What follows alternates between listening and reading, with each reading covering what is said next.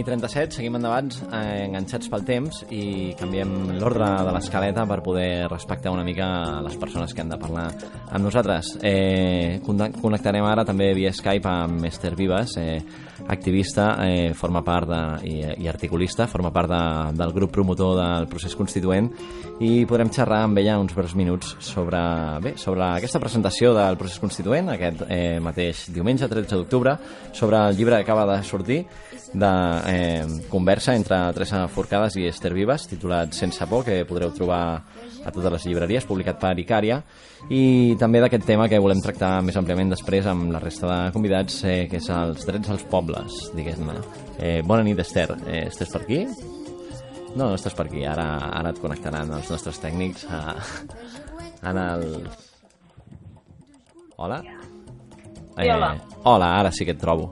Hola, bona nit, Esther. Moltes gràcies en primer lloc per estar aquí amb nosaltres i pel nostre retras en uns quants minuts. Molt bé, un plaer. Dèiem que aquest mateix diumenge tindrà lloc aquest acte de presentació del procés constituent a les 11 del matí a les Fonts de Montjuïc. Ens pots explicar per als oients que no coneguin potser encara aquesta proposta, en què consistirà aquest acte? Sí, doncs aquest acte és l'acte central del procés constituent després de la seva presentació el mes d'abril, i serà un acte en el qual s'ha convocat a totes les assemblees, a les 80-90 assemblees que en aquest moment locals, que en aquest moment estan promovent arreu del territori català aquest procés constituent. Hi haurà diversa gent que farà breus intervencions, i també hi haurà la col·laboració d'artistes com Lídia Pujol, com Gerard Quintana, com Tortell Poltrona, com Txell Soto, com Joan Jubós, que també col·laboraran amb algunes interpretacions musicals o altres tipus d'interpretacions en l'acte. I la idea és reunir el màxim de gent possible per tal de posar en comú que aquest procés constituent que es va llançar el passat mes d'abril segueix endavant i que ha començat a quallar amb força. Amb molta força. Aquest procés constituent compta ja amb prop de 44.000 adhesions al manifest, i es tracta una mica d'aquest dret a decidir-ho tot, no? D'aquest dret a decidir com volem viure i com volem que sigui el nostre país, diguem-ne. Sí, el procés constituent el que planteja és que cal un canvi radical de sistema polític i social. Avui estem veient com la crisi està tenint un impacte cada cop més gran en la vida quotidiana de la gent, i que en canvi aquells que ens han conduït a la present situació de bancarrota col·lectiva, els bancs, la classe política supeditada al seu servei, bàsicament surten guanyant amb aquesta situació d'empobriment col·lectiu. Davant d'això pensem que cal canviar les actuals regles del joc, cal retornar la capacitat de decidir a la gent, i que avui a Catalunya, amb tot el debat obert sobre la qüestió nacional, és un escenari òptim justament per reivindicar no només decidir sobre la qüestió nacional, sinó també quin país volem en termes socials i en termes econòmics. I això és el que assenyalem des del procés constituent, que drets nacionals i socials són en definitiva indissolubles. Aquest escenari de crisi de règim potser ha permès que el discurs sobre el dret a decidir, no només a nivell nacional, sinó també en les qüestions socials, pugui arribar a moltes persones que potser els era un discurs llunyà o aliè, i de fet en els darrers temps n'hem parlat força. Hi ha hagut moltes mostres de que aquesta consciència social va endavant des del 15M al 2011 fins a aquesta proposta de procés constituent, passant també per la via catalana i per les manifestacions que hi ha hagut l'11 de setembre de 2012 i d'aquest any respecte al dret a decidir. Hem parlat molt de dret, però potser no ens hem pensat prou o no ens hem plantejat per què tenim dret, qui ens l'ha de donar, o si nosaltres l'hem de demanar, o si nosaltres ens els podem concedir a nosaltres mateixos, i d'on neix aquest dret? Doncs bé, jo crec que el dret l'hem d'exigir, l'hem de reivindicar i l'hem de fer nostre. Vivim en una societat on se suposa que tenim una sèrie de drets, tenim dret a l'habitatge, tenim dret a una sanitat i una educació pública de qualitat, tenim dret a l'alimentació, però en realitat veiem que el sistema capitalista ens nega tota aquesta sèrie de drets i avui veiem com aquests drets que haurien de ser universals i accessibles per a tothom, doncs no ho són, més aviat s'han convertit en un privilegi. Per això penso que cal reivindicar aquesta sèrie de drets i exigir que aquells que volen convertir precisament aquests drets en un negoci, doncs visualitzar aquest fet, desemmascarar la lògica d'aquest sistema i la supeditació de la classe política als interessos econòmics, financers i del capital, i justament passar a l'acció, ser conscients que la crisi no és culpa nostra, que en tot cas en som víctimes i com a tals hem d'exigir responsabilitats. Ser conscients de que aquesta crisi té moltes alternatives i no és una única alternativa i que potser empoderar-se és una d'aquestes alternatives. Autoorganitzar-se ja pot ser exercir aquest dret a decidir, encara que no hagis decidit res, ja has decidit fer la primera passa. Sí, evidentment l'autoorganització, l'autogestió de la gent és fonamental. Si volem canviar les coses hem de començar aquí i ara, canviar les nostres pràctiques quotidianes en molts àmbits, però sobretot també organitzar-nos en diferents espais i plantejar que hi ha alternatives en molts espais, no? Hi ha alternatives al model de consum dominant, es pot plantejar un consum local de proximitat ecològic, hi ha alternatives front als mitjans de comunicació de masses, en mitjans de contrainformació, en mitjans alternatius, i tot això es ve treballant en el marc de la xarxa d'economia social i solidària, i per tant, quan et diuen que no hi ha alternatives, des del poder dient que això és fals, que és mentida, que sí que n'hi ha i que s'estan construint en el dia a dia. Però més enllà d'aquesta capacitat d'autoorganitzar-se, de reivindicar els nostres drets i reapropiar-nos dels mateixos, penso que també cal plantejar alternatives polítiques, perquè si no desobeïm, creem els nostres espais contrahegemònics, però els que manen continuen aplicant unes polítiques que no fan res més que conduir-nos a la misèria. I per això penso que més enllà d'aquestes alternatives locals i més enllà de les accions de mobilització social i de desobediència, cal plantejar nous instruments polítics i socials, com per exemple estem fent en el marc del procés constituent. Es tracta d'alguna manera que aquests moviments socials puguin ocupar o fer-se seves aquestes institucions de les que ens hem dotat i que ara mateix no estan al nostre servei. Sí, a més que fer-nos les nostres, crec que el que hem de reivindicar és ensorrar-les, entre cometes, per construir uns nous mitjans, unes noves institucions, uns nous espais que realment estiguin supeditats a les necessitats de la gent. Quan ens diuen a vegades és que el que s'ha de fer o el que s'ha de fer és plantejar alternatives polítiques per canviar el sistema des de dins, jo crec que això és impossible. El sistema està massa curcomido, no sé com dir-ho, no? Podrit, per tal de fer-ho des de dintre. La supeditació dels partits polítics majoritaris a la banca, estan endeutats amb aquestes institucions financeres, els casos de corrupció són el màxim exemple de tot això. No crec que es pugui canviar des de dintre, però sí que penso que cal plantejar alternatives polítiques, també quan hi ha unes eleccions, però no per canviar-ho des de dintre, no per reformar aquest sistema i els seus instruments, sinó justament per plantejar-ne de nous. I el procés constituent, en definitiva, el que vol fer és anar a unes eleccions aglutinant el conjunt de l'esquerra social i política, doncs, per tal de convocar, com el mateix nom del procés diu, per convocar un procés constituent, dotar-nos col·lectivament i des de baix d'un nou marc polític constitucional on sigui la gent el que decideixi quins instruments vol, no? I això hem vist que s'ha fet a Amèrica Llatina, hem vist que s'ha fet a Islàndia, veiem que això és possible i cal també començar-ho a fer aquí, pensem. Refundar el pacte social per tal de dotar-nos d'un nou marc on puguem cohabitar d'una manera més sensata. T'introdueixo també el meu company de taula, Rafael Ortiz, que ens acompanya també aquesta nit. Hola, bona nit, Esther, què tal? Doncs et volia preguntar que, bueno, de fet, del que estem parlant, no?, és que dins d'aquest procés constituent el que necessitem previ és un procés destituent, sí o no? Sí, evidentment, per fer una nova Constitució i per dotar-nos de nous instruments cal abans doncs, posar fi als que avui ens estan conduint en aquesta situació d'empobriment majoritari.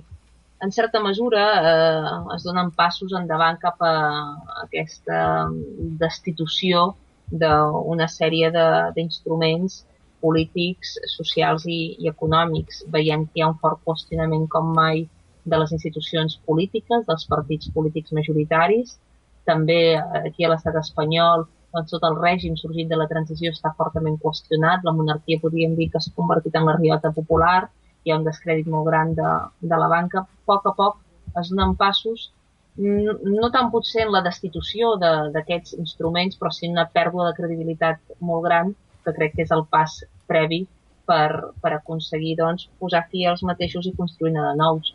Malgrat, però, la forta crisi, això no treu que el règim tingui capacitat també de recuperació i cal tenir-ho present. Clar. De fet, amb tots aquests moviments socials que estàvem anomenant i, de fet, amb la Via Catalana i tot plegat, no?, ens trobem en situacions tan estrambòtiques com el fet de que l'Alicia Sánchez Camacho se'n vagi a Madrid a discutir una qüestió que nosaltres considerem que és nostra i que de fet, es trobi amb aquest poder res democràtic dins del seu propi partit, no?, en la mesura en què l'han rebutjat com si no hi hagués res a parlar. Bé, en certa mesura això pot visualitzar, no?, que la senyora Camacho és víctima del seu propi partit i d'aquest nacionalisme espanyol ranci i centralista que no està disposat doncs, a escoltar les demandes d'una part majoritària del poble de Catalunya. Però, en tot cas, jo crec que podem esperar ben poc, no ja del Partit Popular, sinó també de l'equivalent del Partit Popular a Catalunya, que és Convergència i Unió. Convergència i Unió, CiU, en concret Convergència Democràtica i el senyor Artur Mas, doncs aixequen la senyera bàsicament per embolcallar-se amb la mateixa i intentar tapar el seu arsenal de les tisores. Una Catalunya, jo crec, en mans de Convergència Democràtica, en mans dels mateixos que ens han portat aquesta crisi, en mans dels polítics de sempre, no ens servirà per res. Per això precisament cal reivindicar sobretot, decidir sobretot i canviar l'actual correlació de forces entre la majoria que patim la crisi i els pocs i les èlites econòmiques i polítiques que ens han imposada. De fet, aquesta fragmentació de l'estat espanyol, no?, aquesta reivindicació d'independència de Catalunya, ens porta una mica a aquest procés destituent, no? O sigui, ens trobem a la vora d'un marc gairebé ideal, no?, d'aquesta nova Constitució en la que tot pugui ser una mica més coherent i digne. Sí, avui s'obre una oportunitat com mai per canviar les coses. Com abans comentava, hi ha un qüestionament molt gran del règim sorgit de la transició. Jo penso que aquí a Catalunya és important vincular totes aquestes aspiracions democràtiques, emancipadores, independentistes, sobiranistes, amb els drets socials i deixar clar que una Catalunya en mans de les 400 famílies de sempre, que deia el senyor Fèlix Millet, el lladre del Palau, que deia que avui Catalunya estava governada per 400 famílies que es coneixien totes elles i que es trobaven sovint al palc del Palau de la Música, del Liceu, del Futbol Club Barcelona o el Consell Assessor de la Caixa.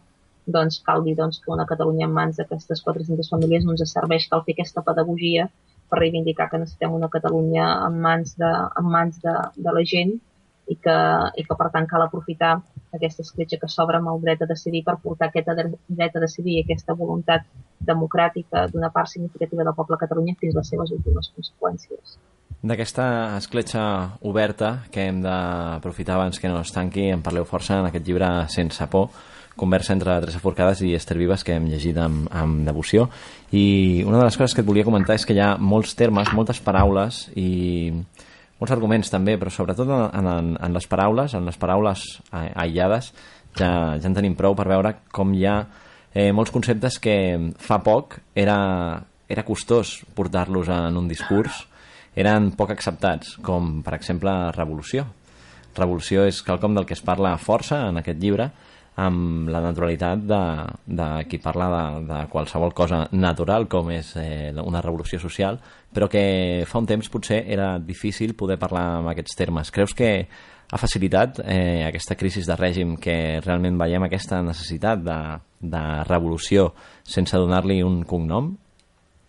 Sí, jo crec que la profunditat de la crisi i també l'emergència del moviment indignat ha generalitzat una voluntat col·lectiva per tal de canviar les coses i ha fet caure la màscara del sistema capitalista, i avui es veu com el capitalisme és un sistema incompatible amb la vida, amb la democràcia, amb la justícia i amb la llibertat, i això fa que cada cop més persones es plantegin un canvi de model, i això fa que parlar de conceptes com revolució, com anticapitalisme, com nacionalització de la banca, com no pagar el deute, doncs són conceptes socialment, diria, cada cop més acceptats. En canvi, fa 10 anys parlaves de tot això i la gent potser et mirava com un extraterrestre. Se'ls feia estrany.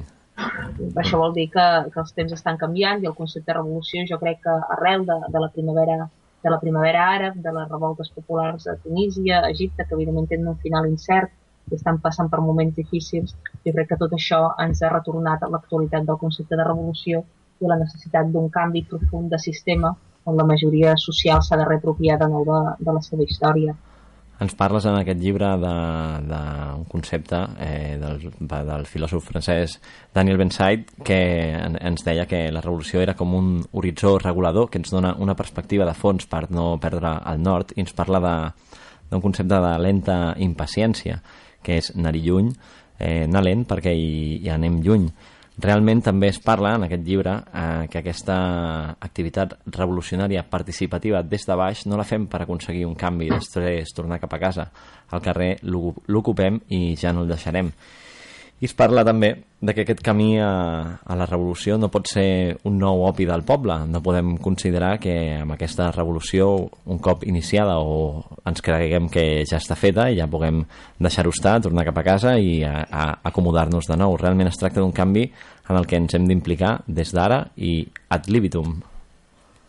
Sí, evidentment canviar les coses no serà fàcil, però evidentment tampoc és impossible. Durant molt de temps ens han vingut dient que no hi ha alternatives, que no es pot fer res, i de fet la resignació, l'apatia, la por, l'escepticisme és la gran victòria del sistema i del capitalisme.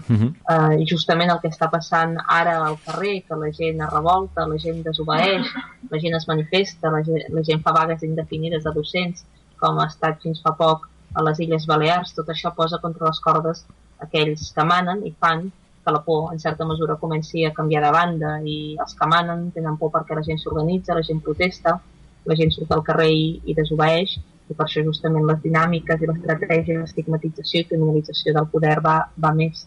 Però crec que els temps de canvi han arribat per quedar-se, i espero que justament tots i totes siguem capaços de donar un tom a l'actual situació que estem vivint. En aquest sentit, llegim també el llibre, no?, que aquests estaments del poder tenen peus de fang, no?, que el que cal és un canvi de visió, de mirar, en comptes de mirar cap amunt i quedar-nos totalment perplexos davant la impossibilitat de lluitar contra tals poders, el que cal és mirar cap avall i començar a entendre que l'organització és la base sobre la que aquesta revolució pot ser portada a terme. Sí, això és una cita bíblica que fa la Teresa colocades en el llibre, que ens enfrontem a un gegant amb peus de fang, i és així. Crec que cada cop el sistema està sent més qüestionat, i jo en lloc d'una cita bíblica citaria una frase que vaig llegir en un centre social que deia: quan els de baix es mouen, els de dalt trontollen. Jo crec que avui està, en certa mesura, començant a passar això. La gent a baix està qüestionant el sistema, està qüestionant els que ens han portat en aquesta situació, i això doncs, ens obre unes oportunitats per tal de canviar les coses. No serà fàcil, però aquest lema de Juntes Podem, que ha consolidat el moviment del 15M, crec que avui s'ha extès a més sectors de la societat, i això ha fet que les coses comencin en certa mesura a canviar, i una sèrie de mites sobre els quals se sustenta el capitalisme doncs comencin a ser qüestionats d'una manera molt significativa. També veiem en aquest llibre com es parla força de violència.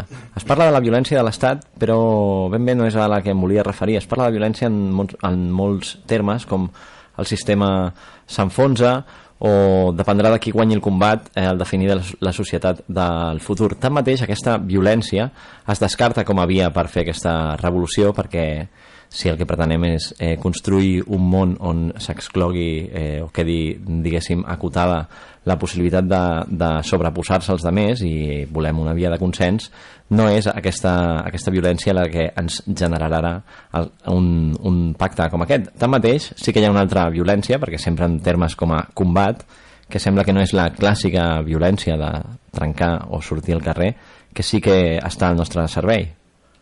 En el llibre el que plantegem és una crítica contundent a la violència del sistema, ja sigui la violència estructural que genera fam en un món de l'abundància del menjar, que genera el desnonament de famílies mentre hi ha milers de vivendes i d'habitatges buits, però també la violència més tangible en el sentit de la repressió policial en moltes protestes socials, la violència de les persones que són detingudes, que són imputades o que fins i tot arriben a perdre un ull a la cara per anar-se a manifestar, com li ha passat a l'Ester Quintana o tantes altres activistes socials.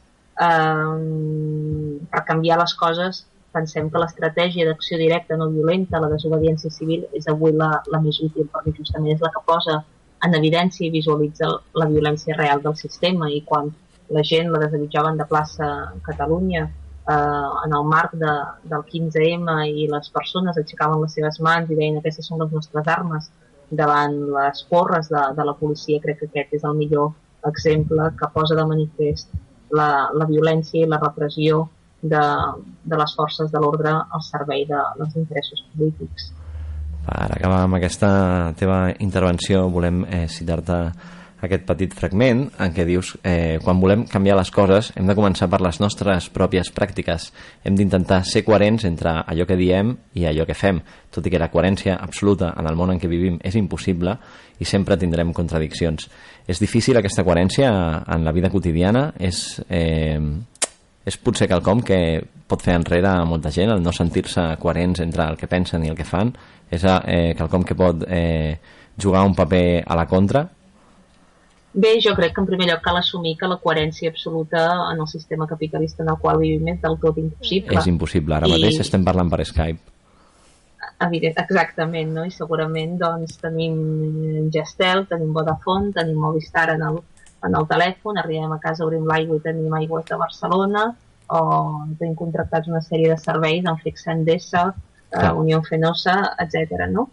Evidentment podem començar a canviar alguns d'aquests hàbits de consum, algú optarà per fer-se de Som Energia, un altre per fer-se d'un grup o una cooperativa de consum, un altre per tenir els diners doncs, a COP57, però la coherència 100% penso jo avui que és molt difícil i és millor tenir-ho assumit. Això no treu que sigui necessari doncs, fer passos endavant per ser el màxim coherents possibles amb la nostra vida quotidiana, i el que penso que sí que és molt important és ser coherents entre allò que diem i allò que fem, i que per tant en la mesura de les nostres possibilitats intentem optar per d'altres pràctiques quotidianes més justes i més solidàries, i sobretot amb un ferm compromís per canviar les coses. No es tracta només de dir-ho, sinó de fer-ho amb aquests hàbits de consum, però també sobretot amb el compromís amb les lluites socials des de diferents àmbits, cadascú des del que pugui en la mesura de les seves possibilitats.